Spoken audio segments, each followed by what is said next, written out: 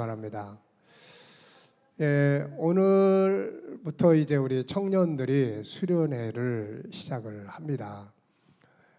밖에 나가서 이렇게 장소를 얻어서 수련회를 하다가 요즘에 밖에 나가서 이 장소 얻어가지고 수련을 하는데 소요되는 경비가 너무 커가지고 그래서 아마 이번에는 교회에서 하는 것으로 이렇게 뜻을 정한 것 같아요. 참 잘했습니다. 네. 그리고 이제 저에게 또 특강을 요청을 해서 이제 오늘 내일 주일날까지 이렇게 특강을 진행해 주도록 하겠습니다. 우리 청년들이 이번에 좀 특별한 주제를 정했어요. 주제가 뭐죠? 믿음의 가정을 이루자, 꿈꾸고 만들자. 그래서 세 가지의 내용을 거기서 정리를 제가 좀 했습니다. 그래서 하나는 믿음의 가정을 꿈꾸고 세우자 그랬으니까 믿음이라는 게 뭐냐? 믿음이 그래서 오늘 저녁에는 믿음에 대한 이야기를 좀 하려고 합니다. 그래서 이 영향력을 미치는 믿음. 사실 영향력을 미치지 못하는 신앙생활이라는 것은 힘들기만 해요, 이게. 그러니까 우리가 먹을 수 없는 수박을 하나 들고 있다고 생각해 보세요. 그 수박이 또 엄청나게 커. 그 엄청나게 큰 수박을 항상 들고 있어. 그리고 먹지는 못해. 그럼 어떤 기분일 것 같아요? 어떤 기분일 것 같아? 무겁기만 하지. 그러니까 이 신앙이라는 게 영향력을 미치면 엄청난 보물이 되는 거예요. 근데 영향력을 미치지 못하는 신앙은 힘들어요. 교회 가기 힘들고 신앙생활하기 힘들고 막 이게 그냥 힘만 드는 거야, 이거. 그래서 영향력을 미치는 신앙. 오늘 저녁에는 그 이야기를 하고 내일 저녁에는 이제 성경이 말씀하고 있는 이 가정. 그래서 가정을 만들 때의 원리가 뭐고 결국 가정을 세우시고 시작하신 분은 하나님이시기 때문에 우리가 성경에 근거한 가정을 세우고 그 다음에 이제 가정을 세우긴 세웠는데 여러 가지 갈등이나 이런 것들이 발생을 할 때 이걸 해결하지 못하는 가정들이 있어요. 그래서 내일 저녁에는 가정을 성경적인 가정 그리고 가정의 갈등을 어떻게 해결하고 더 나아가서는 행복한 가정을 이루기 위해서는 행복 프로그램 어떻게 만들어 가야 되느냐 이제 요 이야기를 좀 하고요. 그리고 이제 주일날에는 자 가정의 목적이 뭐냐 이 가정을 세워서 뭘 할 거냐는 거야. 그래서 가정이 궁극적으로 성공적 가정의 결과는 어떤 삶을 만들어 가야 될 거냐 이 부분에 대해서 이야기를 좀 나누겠습니다. 그래서 오늘 저녁에는 또 우리 장년부도 같이 계시고 그래서 영향력을 미치는 신앙생활이라는 주제로 이야기를 좀 말씀을 나누고 기도를 하려고 합니다. 자, 그래서 오늘 저녁에는 우리가 늘 묵상 말씀을 이제 읽고 왔는데 오늘은 본문을 조금 바꿔봤습니다. 우리 고린도후서 5장 17절을 한번 다 같이 보겠습니다. 고린도후서 5장 17절. 자, 우리가 잘 아는 말씀인데요. 고린도후서 5장 17절. 자, 우리 다 같이 한번 읽어볼까요? 시작. 누구든지 그리스도 안에 있으면 새로운 피조물이라 이전 것은 지나갔으니 보라 새 것이 되었도다. 어떻게 다 외웠어? 여기 나왔네. 그렇구나. 난 다 외운 줄 알고 깜짝 놀랐네. 자, 한번 다시 시작. 그런즉 누구든지 그리스도 안에 있으면 새로운 피조물이라 이전 것은 지나갔으니 보라 새 것이 되었다. 변화를 말하는 거예요. 신앙이 영향력을 미치면 삶의 변화와 발전 그리고 우리가 늘 꿈꾸고 소망하는 행복과 그리고 성공적인 삶을 살아가게 됩니다. 근데 신앙이 영향력을 미치지 못하면은 아까 얘기한 것처럼 먹지 못하는 수박을 들고 있는 거하고 똑같아요. 그래서 밖에 나가서 놀러 다니지도 마음대로 못하고 어디 주일날 어디 갔다 오면은 왠지 모르게 마음이 시원해요, 불편해요? 불편해. 그 마음대로 놀지도 못해. 네, 그래서 또 교회 가서 뭐 하라는 일도 많고, 그래서 영향력을 미치지 못하는 신앙은 힘든 신앙생, 인생을 살게 되는 거예요. 이게. 자, 오늘 우리의 신앙은 나의 인생에, 우리가 보통 신앙생활하면서 다른 사람들에게 영향력을 미쳐야 된다 이런 말 많이 하잖아요. 근데 다른 사람에게 영향을 미치기 전에 나 자신에게 영향을 미쳐야 돼요, 이게. 그래야 내가 다른 사람 앞에서도 영향력을 미칠 수 있는 신앙생활을 하는 거지, 나 자신에게도 영향력을 끼치지 못하는 신앙은 다른 사람들 앞에 영향력을 미치려고 해봐야 다 그 형식에 불과한 거예요. 그래서 그 결과가 뭐냐면 열심히 봉사를 하는데 기쁨이 없어요. 그리고 피곤하기만 해. 힘들고 부담스럽고 이렇게 되는 거예요. 그래서 내 자신에게 영향력을 미쳐야 된다. 믿기는 오래 믿었는데 내 인생에 어떤 영향력을 미치고 있는지를 우리가 생각을 해봐야 합니다. 그래서 신앙생활이 우리가 모태 신앙인들은 그 태어나면서부터 신앙이라고 하는 이 줄에 묶여 있죠, 이렇게. 그래서 어려서부터 교회를 늘 다녀요. 이 습관적 신앙에 매여 있게 돼요, 이게. 그 다음에 또 이제 중간에 온 사람들은 뭐 친구에 나오기 싫은데 친구가 자꾸 전화 와가지고 야 내일 좀 꼭 와, 내일은 와야 돼. 야 너 안 오면 야 내 체면이 말이 되냐 뭐 이래가지고 또 끌려와 이렇게. 그 다음에 또 교회 와서 좀 익숙해지고 하다 보니까 뭘 자꾸 맡겨. 일 좀 해줘. 뭐 상가대도 해주고 뭐 이것도 해줘, 뭐도 해줘. 그래서 이제 일에 묶여. 그래가지고 이런 틀 속에서 묶여가지고 신앙생활을 하는 경우도 많아요, 이게. 그래서 안 하는 것보다는 그게 굉장히 좋긴 한데 자기 삶에 영향력을 못 미쳐요, 이게. 그럼 굉장히 은혜를 받고 기쁘고 즐겁고 감사하고 뭔가 능력이 있고 뭔가 변화가 오고 발전적이고 이게 살아계신 하나님을 경험을 해야 되는데 이런 게 안 되는 거예요. 그래서 그런 틀 속에 매여서 출발을 할 수는 있지만 시간이 흘러가면서 빨리 그 틀에서 벗어나야 돼요. 그래서 누구하고 연결이 돼야 되냐면은 주님, 예수님하고의 연결이 돼야 돼요. 예수님하고. 그 다음에 성령님하고 연결이 돼야 돼요, 이게. 그리고 진리와 연결이 돼야 돼요, 이게. 결국은 우리가 교회 생활을 하고 사명도 중요하고 다 중요한데 이게 예수님하고의 연결, 성령님하고 연결, 진리와의 연결이 안 되면은 나머지는 다 이게 뭐냐면은 어떻게 보면은 부담스럽고 힘들고 이런 상황들만 되는 거예요. 그래서 그게 필요 없는 건 아니지만은 그보다 더 중요한 게 바로 예수님과 매이고 그 다음에 또 성령님과의 매이고 그 다음에 말씀과 매이고 이런 것들이 있어줘야만 이 안에서 생명력이라는 게 꿈틀대는 거예요, 이게. 자, 그래서 오늘 우리가 가지고 있는 신앙생활을 이게 오늘 저녁에나 이번 우리 수련회를 통해서 나에게 어떤 영향력을 미치고 있고 그래서 뭐 어떤 삶의 변화와 발전, 어떤 능력을 발휘하고 있는지 이런 거 한번 검토를 해봐야 돼요.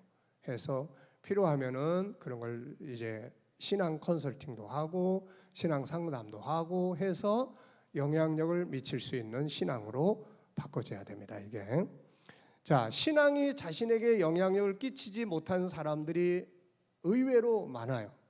의외로 많습니다. 자, 그래서 성경에도 보면은 가인 같은 사람, 이 가인은 하나님 앞에 제사를 드리는 사람이에요. 그러니까 하나님과의 관계를 가지고 있는데 신앙이 가인의 인생에 영향력을 못 미치고 있는 거예요, 이게. 그래서 제사도 자기 식대로 해버려요. 예배도 자기식대로 드려버리고 아벨에게 화가 날 때 신앙이 그 화를 다스리지 못하는 거예요. 하나님의 말씀을 하나님께서 야 네가 지금 죄를 짓고자 하는 이 마음이 있는데 이걸 다스려라 그랬을 때 하나님의 말씀이 영향력을 못 미치는 거예요 지금. 그러니까 하나님의 말씀이 영향력을 못 미치니까 자기 감정을 따라서 행동을 하는 거죠. 그 동생을 죽이는 거예요. 그래서 자기 인생도 저주를 받아서 살게 되는 거예요. 하나님을 믿는데 하나님 앞에 제사도 지르고 하는데 하나님의 말씀이 아무 영향력을 못 미치고 있어요. 그리고 하나님이 뭐 제사도 드리는데 그 제사 예배가 이 사람의 삶에 어떤 영향력을 못 미치고 있는 거야 이게. 그러니까 그냥 제사를 드리고 마는 거지. 그래서 결국은 영향력을 미치면은 원수지간도 서로 화해가 되고 화목이 돼야만 이게 맞는 건데 형제간에 서로 죽이는 이 사건이 벌어지는 거예요.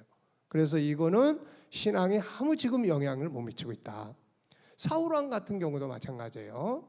기름 부음을 받아서 이스라엘의 왕으로 하나님이 세웠어요. 그런데 이 사울도 역시 늘 하나님의 이름을 이야기를 했고 하나님 앞에 제사도 지냈고 또 하나님의 이름으로 사람들에게 이야기도 했고 다 했어요. 그런데 그의 삶 속에 하나님의 이 믿음이 아무 영향력을 못 미치는 거예요. 그래서 제사장들을 다 죽이고 이게 말도 안 되는 이야기가 벌어지고 있는 거예요. 그리고 기름 부음을 받은 다윗을 죽이려고 맨날 쫓아다니고 있고 그리고 나중에 전쟁터에서 비참하게 혼자서 이제 아들들하고 세상을 떠나는 거예요. 죽임을 당하는 거예요. 그러니까 하나님의 사람들이 특별한 하나님의 뜻 가운데서 연단을 받는 경우는 있지만 하나님의 사람들이 다 은혜 아래 축복 아래 다 거하게 되는 것이 하나님이 원하시는 것이잖아요. 그러니까 이 신앙이 사울의 인생에 이 영향력을 못 미치는 거예요. 골리앗이 쳐들어왔을 때도 이스라엘 백성들도 다 이 사람들도 하나님 믿는 사람들이에요. 그런데 골리앗이 쳐들어왔는데 하나님을 믿는 이 사람들이 다 그냥 도망가 버리는 거예요. 평상시는 뭐 하나님이 살아계십니다. 뭐 하나님은 전능하십니다. 뭐 하나님의 뭐 칼과 창에 이 전쟁은 칼과 창에 있지 않고 다 있다고 하는데 말은 다 그렇게 하는데 실제는 골리앗 앞에 다 도망가 버리는 거예요. 신앙이 아무 영향력을 못 미치고 있어요 지금. 네, 이해돼요 지금? 네, 그래서 이런 부분이에요. 가나안 땅을 정탐하고 온 12명 가운데 10명은 신앙이 아무 영향력을 못 미치는 사람들이에요. 이 사람들은 하나님을 믿는 백성들이고 그 중에서도 대표자들이에요. 그런데 이 대표자들이 가나안 땅 가서 다 구경하고 오더니 인간적인 이야기만 전부 하고 있는 거예요. 그 땅에 사람들은 우리보다 더 강하고 무기도 우리보다 훨씬 강하고 그러니까 가지 말자.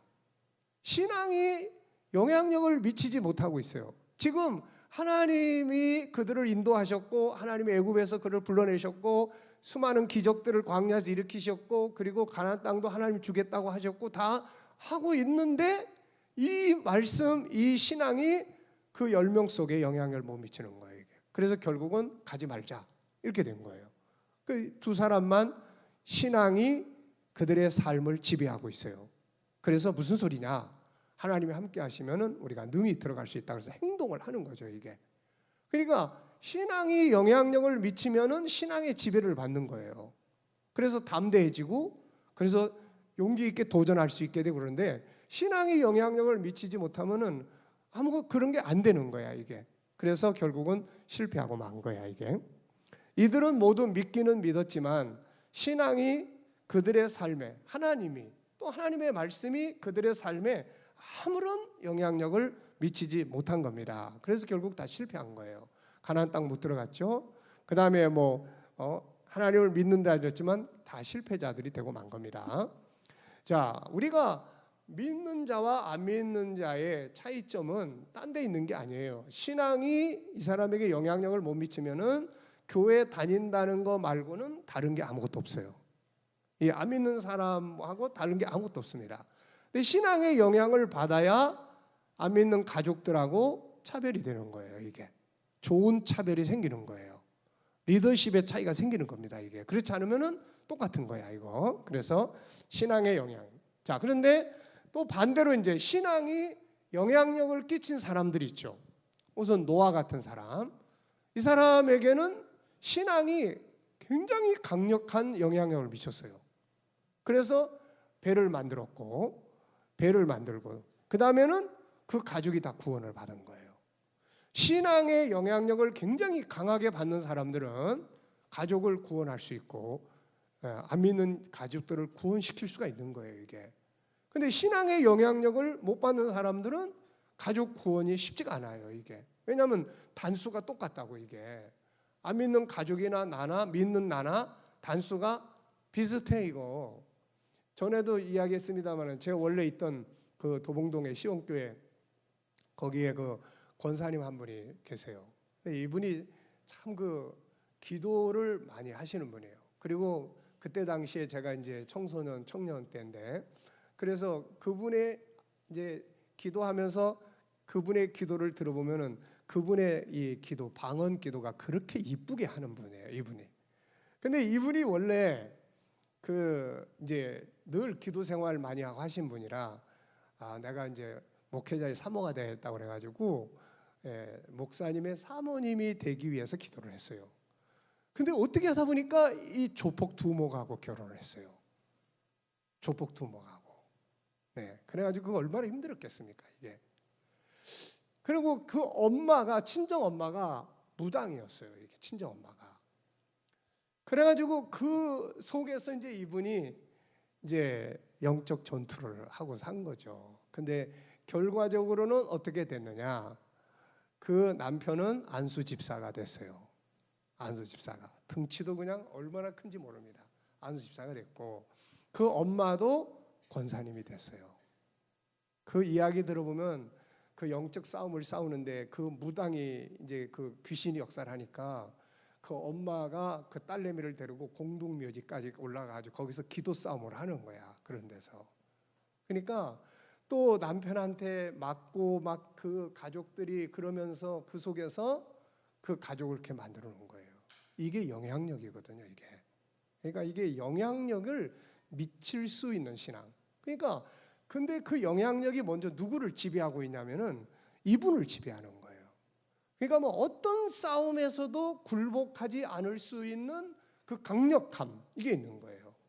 우리가 지금 이번 주간에 그 데살로니가 전서 지금 묵상하고 있잖아요. 그러니까 데살로니가 교인들도 그런 영향력을 강하게 받은 사람들이에요. 그래서 처음에 복음을 받을 때 능력과 성령과 큰 확신으로 신앙이 시작된 사람들이에요, 이 사람들이.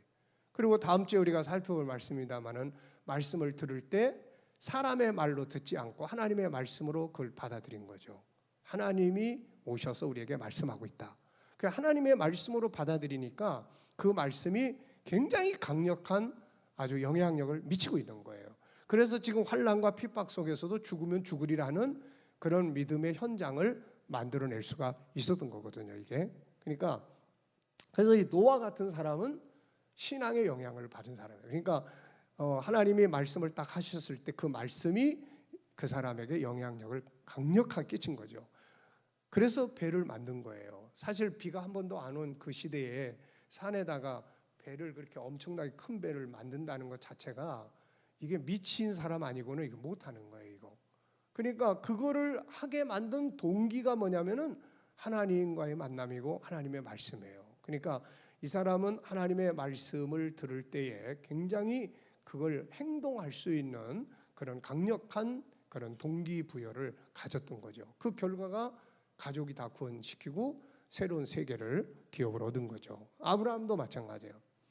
우리가 이사를 갈 때 보면은 보통 뭐 새로운 지역으로 또 뭐 아파트가 당첨이 되거나 또 뭐 환경에 찾아서 뭐 교육을 위해서, 근데 신앙 때문에 사명을 위해서 이사를 간다. 이거 쉽지 않은 거예요. 근데 이 아브라함은 그렇게 자기 조상 대대로 살았던 그 가족, 그 지역을 떠납니다, 이렇게. 근데 그 떠나는 게 뭐냐면은 그 떠나게 만든 원인이 뭐냐면 신앙이에요. 하나님을 만나고 하나님으로부터 말씀을 받은 거죠. 그래서 그 말씀을 받아들이면서 그냥 삶을 완전히 옮겨버리게 만드는 영향력을 미치게 된 겁니다, 이게. 그 다음에 이제 뭐 야곱이라든지 요셉이라든지 뭐 이런 사람들 전부 다 보면은 신앙의 영향력이 굉장히 강력했던 거예요. 그리고 오네시모 같은 사람도 정말 쓸모없는 사람, 무익한 사람. 그래서 그 빌레몬서를 바울이 쓰면서 오네시모가 전에는 무익했지만 지금은 유익한 사람이 됐다. 이게 신앙의 영향력이에요. 그러니까 바울을 통해서 오네시모가 신앙을 들을 때 이 오네시모가 굉장히 강한 영향력을 받은 거죠, 이게. 그러니까 무익한 사람, 필요 없는 사람, 쓸모없는 사람이 쓸모있는 유익한 사람이 된 겁니다. 자, 이들에게 신앙은 단순한 종교적인 틀이나 관습이나 이런 게 아니라 인생을 바꿔놓는, 삶을 바꿔놓는 강력한 영향력을 미친 거죠, 이게. 그래서 구원을 받았고 복을 받았고 승리의 삶을 살았고 그렇습니다. 오늘 우리들에게 여러분들이 신앙이라는 것이 어떤 영향력을 나한테 미치고 있는지 오늘 돌아보시기 바랍니다. 자, 그래서 이제 신앙에 영향력을 끼치는 신앙생활이라는 게 도대체 어떻게 해야 신앙이 영향력을 강력하게 미칠 수 있느냐, 이게 이렇게 보면은 저 사람은 신앙의 영향력을 굉장히 강하게 미칠 수 있는 사람이다. 저 사람은 그냥 들으나 마나한 사람이에요. 이런 것들이 나타나요, 있잖아요. 그래서 우리가 지금 여러분들이 가지고 있는 이 신앙의 내용들이 여러분들의 삶에 강력한 영향력을 미치기 위해서 오늘 이 4가지 이야기를 해드리려고 해요. 4가지 이야기를. 그래서 목사님이 바라는 거는 우리 이제 특히 청년들이 신앙에, 내가 가지고 있는 신앙이 나의 인생에, 내 삶에 어떤 영향력을 미치고 있는지를 진지하게 검토를 하고 신앙의 영향을 받을 수 있는 이런 신앙생활을 좀 했으면 좋겠어요, 이게. 왜냐하면 이 파워는 굉장히 강력한 거예요. 굉장히 강력한 겁니다. 신앙이 영향력을 미칠 때는 굉장히 강력한 파워로 나타나는 거예요. 여러분들이 바라고 살아가면서 여러분들이 원하고 성공하고 싶어하고 여러분들 다 뭔가 꿈을 꾸고 다 살아가고 있는 것들이 있다면 지금 여러분들이 가지고 있는 여러분들이라고 하는 이 틀이 있잖아요. 여러분들이라고 하는 이 틀, 자기라고 하는 이 한계점, 이 틀 속에 갇혀 있으면 평생 가도 이 상태 못 벗어나요. 평생 가도 이 상태밖에는 못 살아요, 이거. 그러면서도 여러분들의 마음 내면의 세계 속에는 항상 나도 뭔가 성공하고 나도 뭔가 잘해보고 나도 뭔가 행복한 삶을 만들어보고 나도 뭔가 이루어보고 싶은 이게 있단 말이에요, 이게. 왜? 이건 인간의 본능이니까, 이게. 이 인간의 본능이에요. 하나님은 우리를 창세기 1장 27절 28절을 보면은 최고의 작품으로 만들어놨어요. 그냥 적당하게 살아가는 존재가 아니라 만물을 다스리고 최고의 가치 있는 인생을 꿈꾸며 살아가는 존재로 만들어놨다고. 그러니까 이 본능이 속에서 다 꿈틀대고 있는 거예요. 근데 내 여건이나 환경이나 이런 것들이 나를 묶어놓고 있어요, 이렇게. 나를 묶어놓고 있다고. 이게. 제일 안타까운 게 그런 거예요, 이게. 그러면 이걸 이제 뛰어넘어야 돼. 이걸 벗어나게 돼야 되는데 그러려면은 내가 가지고 있는 내 이런 나를 묶어놓고 있는 이 틀보다 더 강력한 힘이 나를 지배를 해야 돼. 무슨 말인지 알아요? 응? 강력한 힘이. 자, 여러분, 이지성이라는 사람 알죠? 많이 들어봤죠? 이지성, 문학 책 많이 읽은 사람. 이 사람의 책을 보면은 이런 이야기가 있어요. 뭔 이야기냐면은 아이들이 천재적인 생각을 가지려고 하면은 천재들에게 줄을 대야 된다, 이런 말을 해요. 그래야 천재들이 생각하는 방식대로 생각을 하게 되고 천재들이 가지고 살았던 삶의 방식대로 살게 되고 그래야 천재 같은 삶을 살아갈 수가 있게 된다는 거예요. 근데 내가 맨날 책을 봐도 바보들의 이야기만 봐. 맨날 책을 봐도 내 틀을 못 벗어나는 책만 봐. 그러면 항상 그 책을 아무리 많이 읽고 수많은 책을 읽어봐도 그 책에서 못 벗어나는 거야, 이거. 그래서 우리보다 더 강력한 생각을 가진, 내 생각하고 차원이 다른 생각을 가지신 분이 누구냐? 그렇죠. 그분이 바로 하나님이에요.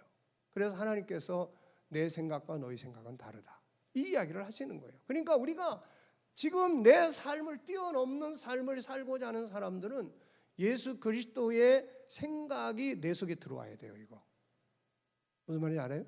이게 들어와 주지 않으면 지금의 내 모습을 못 바꾼다고요. 이거 안 바꿔지는 거야. 바꾸고 싶은 본능은 있는데 이게 안 바꿔지는 거예요. 안 바꿔지는 거예요.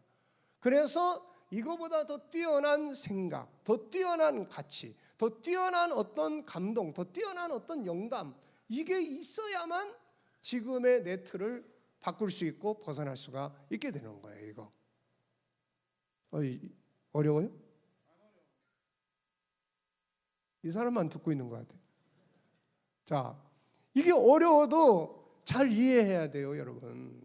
신앙은 뭐 재미있으라고 하는 게 아니에요. 신앙은 무슨 게임 놀이가 아닙니다. 신앙은 생명력이 내 안에서 있느냐 없느냐야, 이거. 네.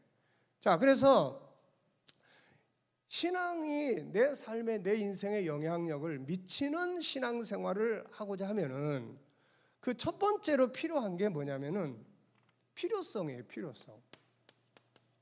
이 필요성입니다. 이게 필요가 없는 사람들한테는 아무리 좋은 거를 줘도 그 가치를 못 느껴요. 그리고 자기에게 이게 다가오지 않습니다. 그래서 필요성, 간절함, 여기 있어야 되는 거예요. 이거. 네. 간절함. 나도 좀 잘해보고 싶어. 이 간절함, 이 열망. 난 이 상태가 아니고 나도 뭔가 좀 능력 있게 살아보고 싶다. 이 간절함, 열망, 이게 있어야 되는 거야. 이게 신앙도 나도 예수님 한번 만나봐야 되겠다. 나도 하나님을 좀 깊이 알아봐야 되겠다. 이 간절함이에요. 여러분들 세상 살기가 쉬워요? 어려워요?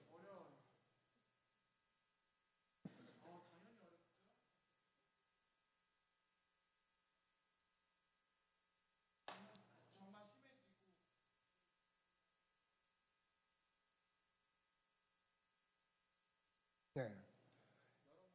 어려워. 자, 이제 이쪽에. 자, 어려워요? 쉬워요? 어렵죠. 옛날에는 어려웠을 것 같아요? 안 어려웠을 것 같아요?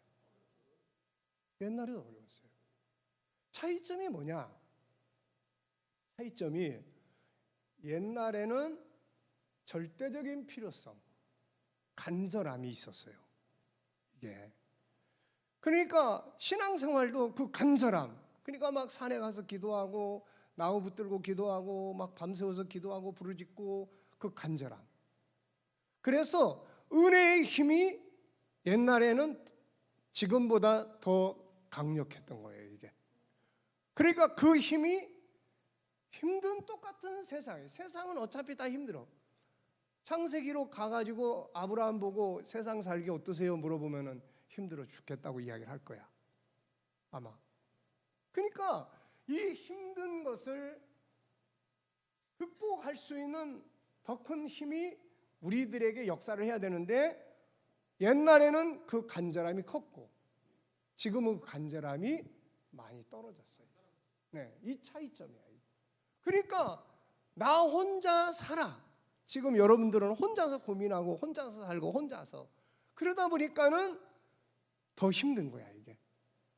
그래서 그런 부분들을 해소하기 위해서 간절함. 그래서 시편 42편 1절 2절에 보면은 다윗이 이런 이야기해요. 하나님이여, 사슴이 시냇물을 찾기에 갈급함같이 내 영혼이 주를 찾기에 갈급하네이다. 42편 1절 2절. 내 영혼이 하나님 곧 살아계시는 하나님을 갈망하나니 내가 어느 때에 나아가서 하나님의 얼굴을 배울고. 간절함, 안타까움. 고민만 하지 말고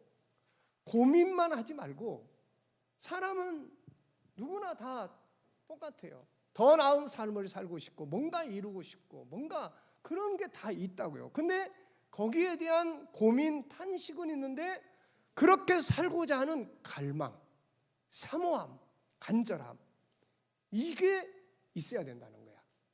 이게. 그런 자세가 어떻게 돼요? 이제 신앙이 내 안에 들어오게끔 만들어주는 역할을 하는 거예요. 신앙이. 자, 그래서 이제 이런 간절함을 가지고 뭘 하느냐? 신앙이 우리가 영향력을 끼치기 위해서 가장 중요한 것이 성령님, 예수님이 내 속에서 살아서 계셔야 돼요. 이게 살아 계셔야 돼요. 이게 성령께서 내 안에서 감동을 하고 영감을 주고 살아 계셔서 나를 위로하고 내 안에 평안을 주고 아이디어를 생각하게 하고 지혜를 얻게 하고 때로는 담대하게 하고 때로는 도전을 하게 만들고, 이게 있어야 된다니까. 무슨 말인지 알아요? 그러니까 성령께서, 아까 이야기했잖아요. 우리가 신앙생활이 내가 모태신앙이야, 이 줄에 매여 있어. 성령하고 관계가 없어.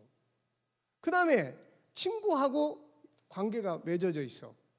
그리고 교회에서 가면 어떤 일하고 매여 있어. 이거는 필요 없는 건 아니에요. 신앙생활 하면서 중요한 하나의 역할을 해요. 근데 이거는 지금 보면은 예수님하고 연결된 게 아니라니까.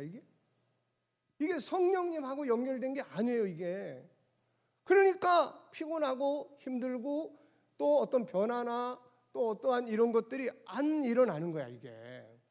그래서 이거는 어느 단계가 되면은 다 깨지는 것들이에요, 이게. 어느 단계가 되면 다 깨지는 껍데기들이에요, 이게. 어떤 큰 일이 벌어졌어. 어떤 사고가 생겼어. 친구가 배신을 했어. 또 뭐 어떤 사람한테 시험 들었어. 뭐 이러다 보면은 신앙 자체가 이제 다 깨져버리는 거야, 이게. 근데 이게 성령 하나님, 그 다음에 이게 예수님, 이게 이분들하고 내가 연결이 딱 돼 있어야 돼요, 이게. 그래서 잠을 자면서도 이분이 내 안에서 뭔가를 하시고 뭐 어떤 감동이 있고 이런 게 이루어져야 된다는 거야, 이게. 아시겠어요? 자, 그래서 이제 성령께서 내 안에 역사하기 위해서, 자, 우리가 늘상 듣는 건데, 이게 기도인데 살아있는 기도가 필요해요. 무슨 기도? 네, 살아있는 기도. 이걸 해야 돼. 살아있는 기도를 해야 된다고. 이거. 그냥 일반적으로 하는 기도는 어떤 틀 속에서 하는 기도예요. 이 기도도 필요 없는 건 아니야. 근데 이런 기도 속에서 성령께서 감동을 하고 역사를 하느냐? 아니야. 예수님께서 그런 기도 속에서 뭘 영감을 주시고 뭘 응답을 하시고 살아계심이 역사하느냐? 이거 아니라고, 이게. 그러니까 이 살아있는 기도를 해야 신앙이 내 인생에 영향력을 강하게 미치는 거예요, 이게. 왜? 성령께서 나를 움직이고 있으니까. 예수님께서 내 속에서 뭔가를 하시고 있기 때문에 움직이는 거야. 근데 신앙이고 기도고 간에 다 이벤트로 끝나버리면은 아무 영향력을 못 미치는 거야, 이거. 그냥 기도 끝나고 가면 끝이야. 그럼 나 혼자야, 여전히 나 혼자라고, 이게. 그러니까 살아있는 기도를 통해서 신앙은 영향력을 미쳐요. 그러면 이 살아있는 기도라는 게 뭐냐면 저는 두 가지로 생각을 해요. 두 가지. 이게 다 목사님의 경험이에요, 이거. 지금 경험이에요. 여러분들한테 뭐 이론을 이야기하고 그런 것이 아니고 어떻게 하면은 인생을 만들어 갈 수 있는 신앙생활을 할 수 있게 할 거냐, 이거. 응? 어떻게 하면. 그렇잖아요, 이거. 맨날 교회 왔다 갔다 10년 다녔어. 20년 다녔어. 근데 아무 영향력을 못 미쳐, 이거. 여전히 고민하고 어떤 비전도 없고 여전히 무슨 뭐 어떤 영감도 없고 이러고 살고 있다면은 이게 신앙이 뭐예요, 이거? 종교가 뭐예요? 그러면 난 기독교, 이거밖에 할 말이 없는 거야, 이거. 응? 그러니까 그래서 이제 목사님이 고민하면서, 목사님도 그런 과정을 다 거쳐 왔으니까, 살아있는 기도. 첫째가 무슨 기도냐? 성령을 충만하기 위한. 이게 평범한 이야기 같은데 이게 진리예요. 성령이 내 안에서 일하실 수 있는 영적인 기도가 필요해요, 이거. 성령이 충만함. 이게 성령께서 이 초대교회 때 보면은 이게 사도행전 1장 14절, 2장 1절을 보면은 그 사람들도 그때 기도했잖아요. 근데 그들이 기도한 목적은 성령 충만함이에요. 이거. 뭐 딴 게 아니에요. 뭐 딴 이야기를 뭐 많이 한 게 아니고 아버지의 약속하신 거, 성령의 감동, 성령의 충만함, 이걸 사모하고 이 기도가 필요한 거예요. 이거. 그래서 성령의 역사하심. 그래서 이 기도는요, 때로는 막 이 부르짖는 기도 있잖아요. 부르짖는 기도. 그래서 여러분들이 앞으로 살아가면서 이게 필요해요. 이게 왜? 이 성령께서 역사하지 않으면요, 아무리 교회 오래 다녀도 영적인 세계하고 이게 연결이 안 돼요. 이게 영적 세계하고 라인이 연결이 안 된다고. 그냥 항상 관습이고 항상 지식이고 이런 거지 이게 안 되는 거예요. 그래서 믿음이라는 것 자체도 제가 이 부분 때문에 얼마나 고민을 했는지 몰라요. 모태 신앙인으로, 주일학교 교사로, 뭐 청년회 회장으로 교회에서 할 건 다 했지. 믿음이 없어. 어느 날 내가 내 스스로가 내 안에 믿음이 없다는 걸 발견을 했어요. 믿음이 없다. 그것 때문에 고민을 하고 또 다른 분들하고 상담을 하고 해도 그냥 아니 김 선생 같은 사람들이 믿음이 안 믿어진다 그러면은 이거 어떻게 해요? 오히려 야단 맞고. 그러다가 누가 나보고 성령 받으면 믿음이 생긴다. 근데 그게 진리야.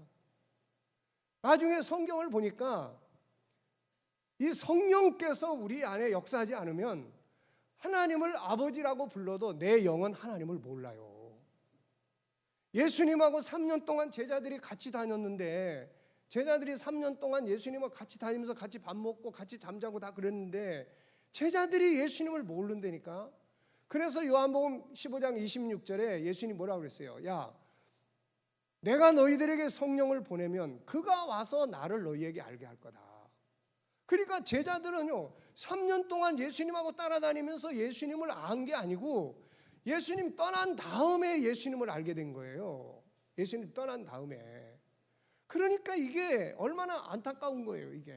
그래서 우리 청년들이 이거를 사모해야 돼요. 그래서 이런 기도가 필요하단 말이에요, 이거. 이런 기도가 필요한 거예요. 내 마음에 믿음이 안 생겨. 나도 모태 신앙인인데 창피하게 예수님이 나의 구세주라고 그러는데 안 믿어져. 그리고 마음에 평안함도 없고 뭐 깨달음도 없고 또 내 마음은 항상 염려와 고민으로 돼 있고 뭐 용기나 세상을 다스려야 되는데 도전하지도 못하고 맨날 그러고 살아. 이게 말이죠. 이게 성령께서 내 안에서 역사를 해야 돼. 그 요한복음 14장, 15장, 16장 다 그 이야기예요. 내가 가면 진리의 성령을 너희에게 보낼 거고 그가 오면 너희를 진리 가운데로 인도해 줄 거고 그가 오면은 너희 속에서 함께 역사할 거다. 그래서 항상 우리가 사모해야 될 게 성령 충만, 성령의 감동.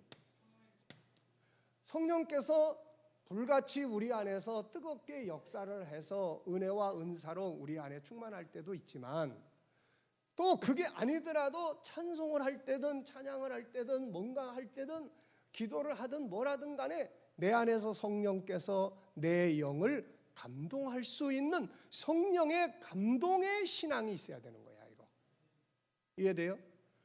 그러면 이제 힘들고 어려울 때 뭐 예를 들어서 길을 가다가도 성령께서 나를 막 뜨겁게 해. 또 길을 가다가도 뭐 앉아서 있다가도 성령께서 막 나를 감동하면 거기서 막 눈물도 나고 또 어떤 일을 앞에 놓고 할 때 성령께서 감동하면 도전하고자 하는 그런 뜨거운 열정이 사로잡아요.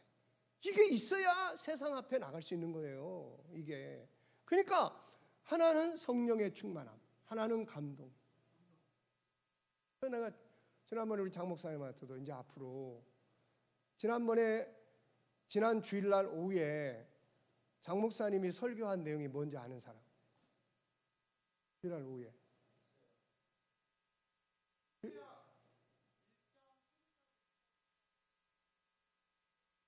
고멜 이야기. 그래서 알았어요. 그래가지고 어디로 돌아가자고 그랬어? 여호와께로 돌아가자. 그래서 내가 장 목사님한테 그랬어요. 그러면 여호와께 돌아가려면 뭘 해야 돼? 실컷 여호와께로 돌아가자고 외쳐놨는데 그 다음 보니까 하나도 안 돌아가네. 그냥 이야기로 끝나버리는 거야 이거. 그러면 여호와께로 돌아가려면 뭘 해야 돼? 뭘 해야 돼? 이제 돌아가는 운동을 해야지. 뭘 해야 되는 거예요 이제? 아니, 기도 운동을 해야지. 기도를 통해서 내 영이 하나님께로 돌아가는 운동을 해야 되고, 성경 읽기 운동 해야지. 그래 내 영이 하나님의 말씀으로 돌아가야 하나님을 만날 거 아니에요. 그래서 이제 계획을 세워가지고 앞으로 청년들 데리고 산기도도 가라. 산기도도 가라. 몇 사람이 가더라도 2명이 따라가든 1명이 따라가든 가더라도 산기도도 가라. 가서 부르짖고 해야 이 젊은 사람들의 영이 하나님을 만나고 하나님의 영이 나를 감동해야 나도 돌아볼 수 있게 되고 세상을 이길 수 있는 힘도 얻게 되고 여러분들이 가지고 있는 지식을 가장 극대화할 수 있는 분이 바로 성령이란 말이에요. 이게 가장 극대화할 수 있는 분이.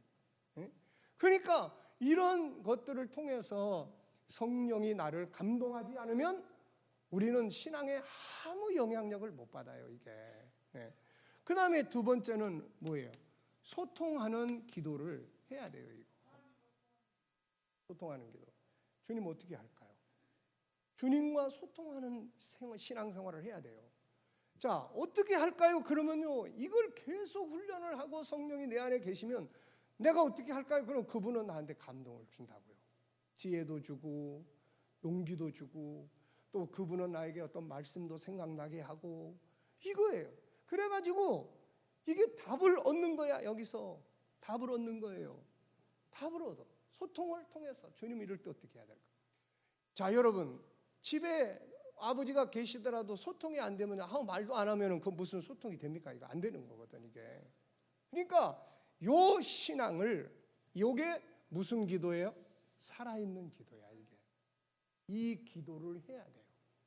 그래야 성령의 역사를 통해서 신앙이 내 인생에 어떤 강력한 영향력을 맺게 해요. 그 속에서 어떤 비전을 받고 그 속에서 어떤 인생의 목표가 생기고 그 속에서 어떤 능력이 나타나고 그 속에서 지혜를 얻게 되고 그 속에서 담대함을 얻게 되고 그 속에서 도전할 수 있는 이런 용기를 얻게 되고 이렇게 되는 거예요 이게. 그래서 이 두 가지의 기도를 살아있는 기도다 이렇게 이야기를 해요. 자, 그 다음에 이제 세 번째는 뭐냐? 세 번째는 자, 답을 찾는 성경 읽기를 해야 돼요. 뭘 찾아요? 답을 찾는 성경 읽기를 해야 돼요. 성경 읽기를 해야 돼요. 근데 성경을 읽을 때 그냥 읽으면 성경의 영향력을 못 미쳐요.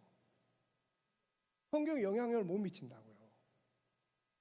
여러분이 설교를 듣고 옛날에는 설교가 영향력을 엄청 미쳤어요. 사람들 속에. 근데 지금은 지식이 너무 많은 시대야. 정보가 너무 많은 시대예요. 그래서 목사님들의 설교도 그 다양한 지식 중에 그 정보 속에 그냥 한 부분이야. 이게 영향력을 못 미치는 거야 이거. 목사님이 설교를 열심히 해도요, 문 열고 나갈 때 거의 다 잊어버려요. 거의 다 잊어버린다고. 밖에 나가가지고 하루 살면요 다 잊어버려요.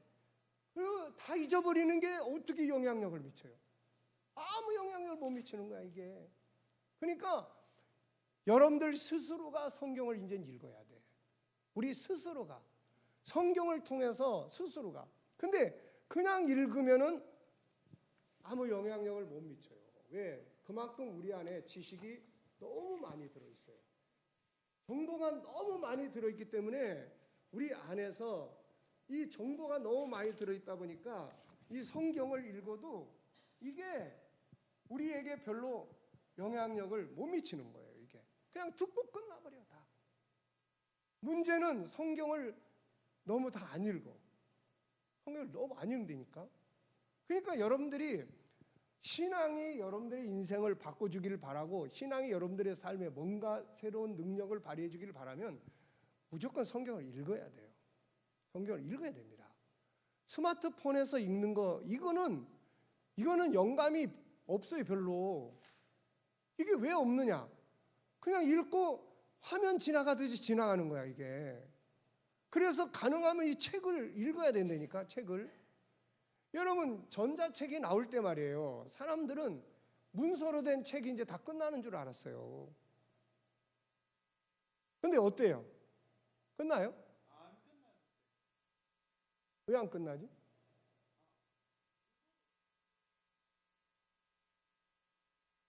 뭔 말인지 나도 잊어버려. 자, 전자책은 전자책으로서의 정보 제공은 가능해요. 근데 감동과 영감을 얻는 데는 그게 책으로 된 이 책을 따라오지 못합니다, 이게. 그러니까 앞으로 우리 청년들이 딴 거 없어요. 성경 읽기 운동. 근데 어떻게 읽느냐? 여러분, 우리가 살아가다 보면요, 답을 필요로 하는 많은 일들을 만나요. 여러분들 지금 뭔가 답을 얻어야 될 게 지금 있어요, 없어요? 없어요? 있어?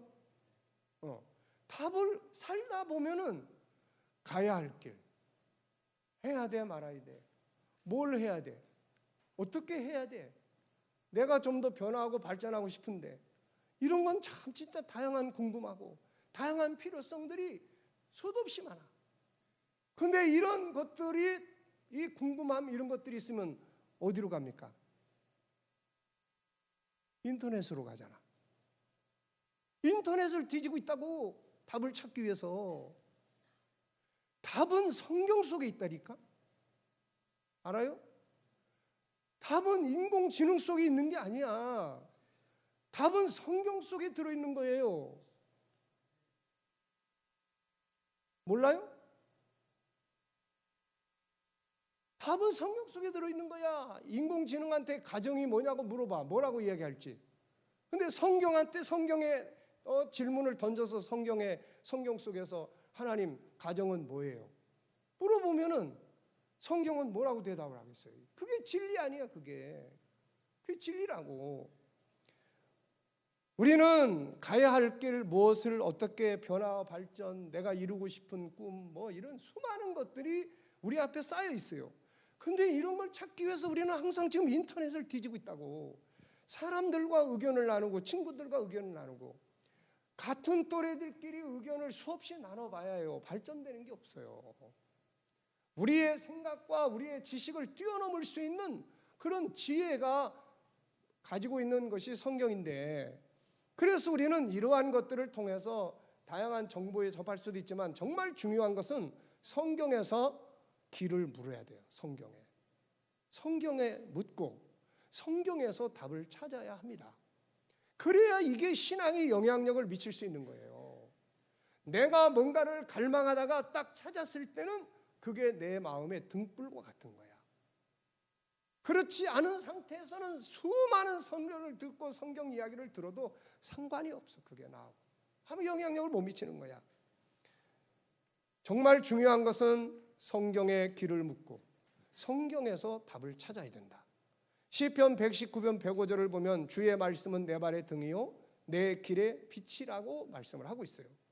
말씀 속에 길이 있고 말씀 속에 답이 있는 거야. 말씀 속에서 답을 찾고 길을 찾아야 됩니다. 행복이 성경에서 나와. 신명기 10장 13절에 보면 행복이 성경에서 나온다고 그래요. 모든 축복이 성경에서 나와. 형통하는 방법이 성경에서 나오고, 뛰어난 리더자로 살아가는 리더자가 되는 방법이 성경에서 나오고, 구원의 길이 성경에 있고, 온전한 사람이 되는 길이 성경에 있고, 인생에 가야 할 길이 성경에서 나오고, 비즈니스의 성공의 비결이 다 성경에 있고, 이 경제가 가장 성공적 경제학이 성경 속에 있는 거야. 올바른 인간관계, 삶의 길이 다 성경 속에 있단 말이에요, 이거. 그래서 중요한 것은 그냥 읽으면 안 돼. 그냥 읽지 말고 답을 찾아야 돼. 찾는 자가 찾게 되는 거야. 마태복음 7장 7절을 보면은 예수님께서 구하라 그리하면 너에게 주실 것이요 찾으라 그리하면 찾아낼 것이다. 찾는 자가 성경 속에서 길을 찾고 답을 찾는 거예요. 그냥 보지 말고 성경에서 주님을 찾아. 주님은 어떤 분인가? 주님은 어떤 분인가라는 주제 하나를 놓고 성경을 여러분들이 읽기 시작해서 그 속에서 주님을 만나기 시작을 하는 거야. 그러면 그 속에서 강력하게 어떤 데서는 그분을 만나는 거야. 그러면 이제 그게 영향력을 미치게 되는 거예요. 성경 속에서 인생의 비전을 찾아야 돼요. 인생의 비전을. 뭘 위해 살아야 될 건가? 이 세상에서는요, 백날 이렇게 살아라 저렇게 살아라 이런 살아야 성공한다 해봐야 그 자리에 딱 도착해 있으면 또다시 방황이야. 왜? 성경은 올바른 길의 목적지를 세상은 못 보여주는 거야. 세상은. 그러니까 뭔가 이룬 것 같은데 그 자리에 딱 서 있으면은 또다시 또 방황이 시작이 되는 거야. 이거. 그래서 성경 속에서 가야 될 인생의 비전을 찾아야 되고 궁금한 신앙의 주제들을 성경에서 찾아야 하는 거야. 저는 어떻게 보면은 인생의 갈림길에서 답을 찾아야 할 때 감사했던 게 그거예요. 감사했던 게. 물론 세상의 책들도 많이 봤어요. 수많은 책들을 보고 내가 쓴 책만 해도 100권이 되니까 그만큼 많은 사회적인 책들도 읽었고 뭐 인생의 철학서니 심리학이니 뭐 다 책들을 수없이 읽어봤어요. 다. 근데 가장 중요한 답은 다 성경이야. 그 속에 성경 속에 답이 다 들어있는 거야. 성경 속에 경제학이 들어있고 성경 속에 올바른 인간관계학이 들어있고 뭐 언어학이 들어있고 성경 속에 사람의 심리치료의 방법이 들어있고 이거요 사람의 심리를 치료하는 데도 마찬가지야. 성경은요 우리가 영혼이라는 말, 영이라는 말보다도 마음이라는 말이 성경 속에 더 많아. 그게 그러니까 세상의 모든 학문을 다 종합해 보면은요 이 사람들은 성경 안에 있는 이걸 찾으려고 하고 있다고 이걸 알 수가 있는 거야. 그러니까 우리가 성경을 통해서 내가 누군가를 찾아야 돼. 여러분이 누군지 알아요? 여러분 누구야? 누구야? 나는 김찬이야? 김신이. 김찬이는 저쪽이네. 그거는 그냥 육체의 모습이고 자기 본질을 찾아야 된다고. 성경의 본질, 이 인간의 본질을 가장 잘 설명해 놓은 게 어디예요? 그게 성경이야. 인간은 인간을 몰라요. 아무리 이야기를 해도 모릅니다. 그래서 나는 누구인가? 거기 성경 속에서 답을 찾아야 돼. 인생의 방향을 알지 못하고 뭘 위해 살아야 될지 모를 때 성경을 통해서 인생의 비전을 만났고 거기에서 우리 교회가 탄생을 하고 성경에서 얻은 비전은 내 인생이 됐고 기적을 만들고 환경을 바꿔놓는 거야. 여러분들이 알아야 될 게 성경 속에서 인생이 가야 될 비전을 찾아야 돼. 그 비전을 성경 속에서 딱 찾고 나면 이 비전은 놀라운 역사를 만들어내. 왜? 하나님의 말씀이기 때문에 기적을 만들고 환경을 변화시키고 인간의 체질을 바꿔놓고 다 바꿔놓는 거야 이게. 그래서 성경에서 비전을 찾고 우리들이 가야 될 힘들고 절망하고 좌절할 때 우리가 성경에 묻고 그 속에서 답을 찾는 거예요. 자, 그래서 신앙이 영향력을 미치기 위해서는 성경을 어떻게 읽어요? 답을 찾는 성경 읽기를 해야 돼. 답을 찾는. 여러분들이 지금 가지고 있는 문제가 뭔지 그 답을 찾으라고 이게. 그러면 발견할 때 그게 보물과 같은 거예요. 이게. 그다음에 이제 마지막 하나 더 이야기를 하면은 자 이제 성령의 감동이 있어. 성령의 감동이 있고 성령의 역사가 있으면요 뭔가를 하게 만들어. 이 성령은요 죽은 영이 아니야. 그래서 이분의 영이 내 안에서 역사되기 시작하면 뭔가를 하게 만들어요.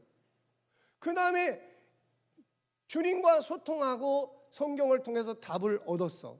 그러면 이제 뭘 해야 돼? 이제 뭘 해야 되냐고. 이제는 행동을 해야 돼. 행동을 해야 된다고. 물어서 답을 얻었는데 행동을 안 해. 그래서 이제 찾은 답을 행동하라는 거예요. 이거. 주님 어떻게 할까요?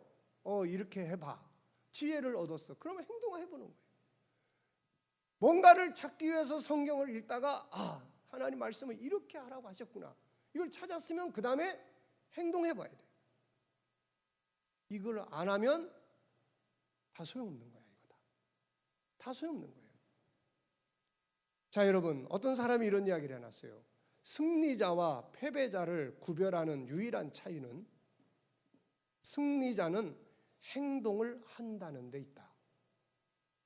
승리자와 패배하는 사람의 차이를 이야기를 하면은 행동의 차이가 있는 거예요. 행동의 차이. 성경은 행동이 없는 믿음을 죽은 믿음이라고 규정을 했어요. 야고보서 2장 26절에. 자, 여러분들의 삶을 이끌어가는, 여러분들의 삶을 만들어가고 여러분들의 삶을 이끌어가고 있는 그 힘, 그 동기, 그게 뭐예요? 그게 바로 이제 살아있는 신앙은 성령의 역사하심이야. 뭔가 나에게 지혜를 주고, 뭔가 나에게 응답을 주고. 주님 어떻게 할까요? 뭔가 나에게 지혜를 주고 영감을 주고 답을 찾았어. 그러면 이 답을 찾았으면은 이거를 가지고 이제 행동을 해야지. 거기서 다 무시해버려.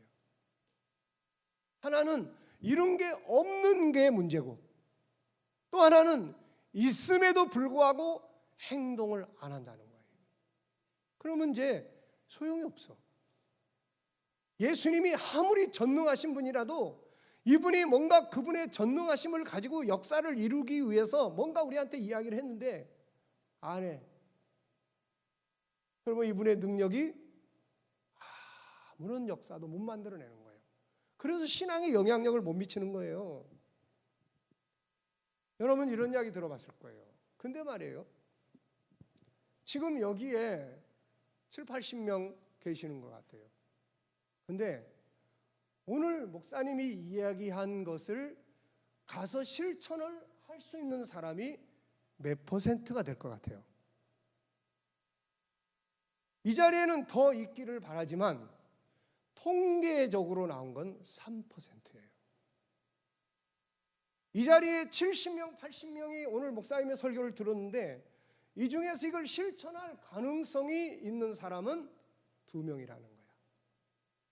2명. 3, 7이 21. 2명. 이 2명에 속할 사람이 누가 속하고 싶어요? 유감스럽게도 아무도 없네.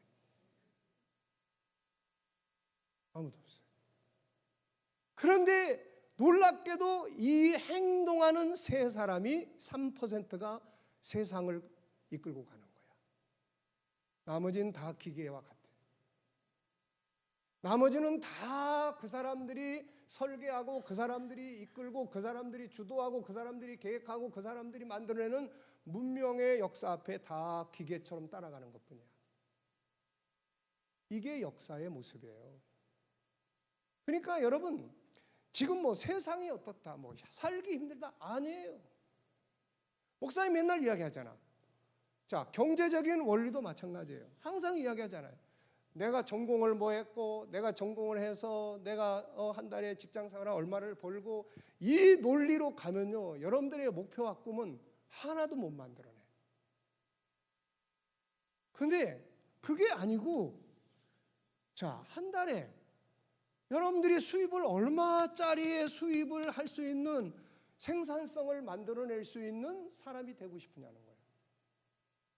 이거부터 정하는 거예요. 이거부터. 그리고 난 다음에 세상에는요, 여기로 가는 통로가 많아. 여기로 가는 통로가. 그래서 이거를 이룰 수 있는, 이 생산성을 이루기 위해서, 이거 물질을 예로 들었지만은 세상의 모든 게 다 마찬가지예요. 그러면 이걸 이루기 위해서 어떤 길을 내가 갈 거냐는 거야. 지금 내가 가고 있는 길로 가가지고는 아무리 발버둥을 쳐도 저 목표를 이룰 수 없다면 다 접어버리고, 그 다음에 이걸 이루기 위해서 이룰 수 있는 길이 뭐냐는 거야. 그리고 그 길로 다시 시작을 하는 거지. 다시 가는 거예요. 이게 세상을 살아가는 방법이고 성경이 우리에게 보여주는 방법이에요. 하나님은요, 야, 가나안 땅 가는 길은 이 코스로 가야 돼, 이걸 가르치는 게 아니에요. 내가 너희에게 주는 땅으로 가라. 저 땅은 가나안 땅이다. 가는데 사람들이 우리보다 무기도 많고 그러는데요, 어떻게 가야 돼요? 야, 내가 가게 할 거야. 그거 따지는 사람들은 못 갔어. 근데 하나님이 함께 하시고 하나님이 역사하시니까 우리는 이거 갈 수 있어. 그러고 간 사람들은 다 들어갔어. 이게 하나님의 하시는 역사예요. 그러니까 우리가 행동을 해야 된다니까. 행동하기 전에는 행동하라고 그러니까 자기 감정대로 행동하고 자기의 생각대로 행동하고 자기의 이런 거 행동을 하는 건 아니야. 이거 성령의 감동. 우리는요, 나보다 훨씬 전능하신 인격자를 믿는 사람들이에요.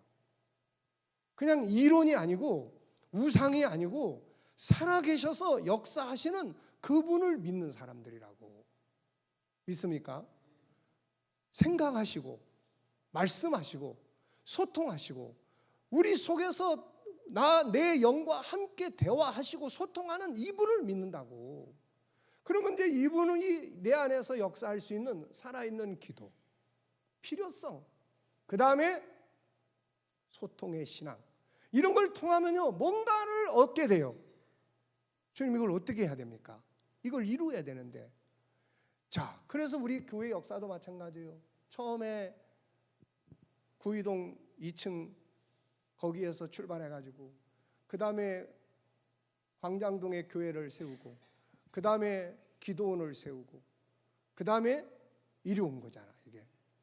그러니까 어떻게 보면은 이런 것들이 만들어지는 데는 이 과정이 이대로 왔어요. 이대로. 이 과정이 먼저 필요성이 있어.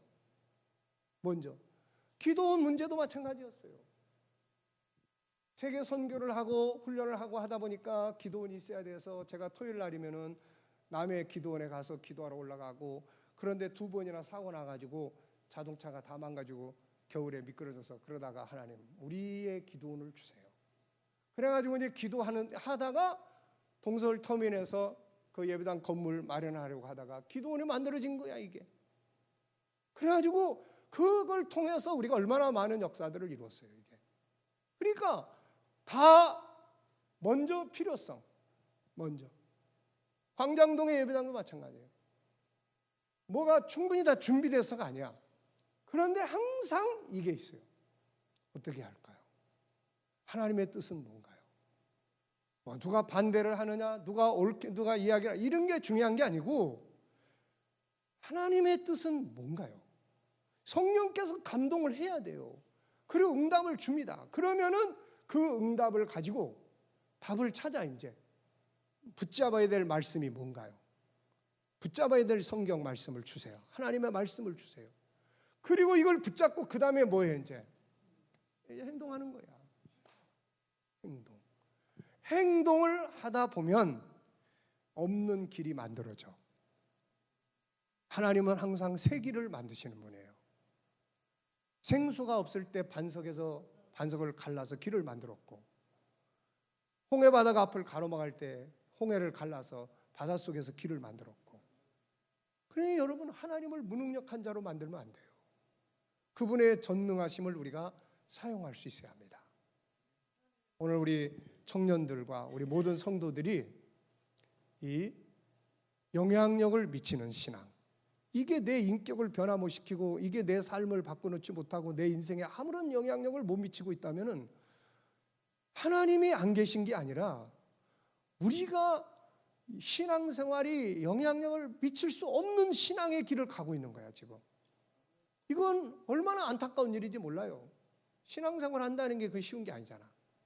오늘 우리가 잘 기억하셔서 이렇게, 그래서 신앙이 우리 청년들의 앞으로의 인생의 여정, 힘들고 어렵고 그냥 어떻게 보면 비전을 만들기도 어렵고 그냥 세상 살기 진짜 힘들고 어려운 이 시대에 이걸 뛰어넘을 수 있는 하나님의 역사가 나타나는 이런 인생을 만들어 갈 수 있길 바랍니다. 그래서 앞으로 여기도 결혼들 한 사람들도 왔고 그런데 둘이 가끔가다 한 번씩 둘이 기도원에 가서 기도원도 올라가고 그렇게 살아야 돼. 나무 밑에 가서 둘이 손잡고 나무 뿌리도 뽑아보고 기도하면서 거기서 영적인 힘을 얻는 거거든.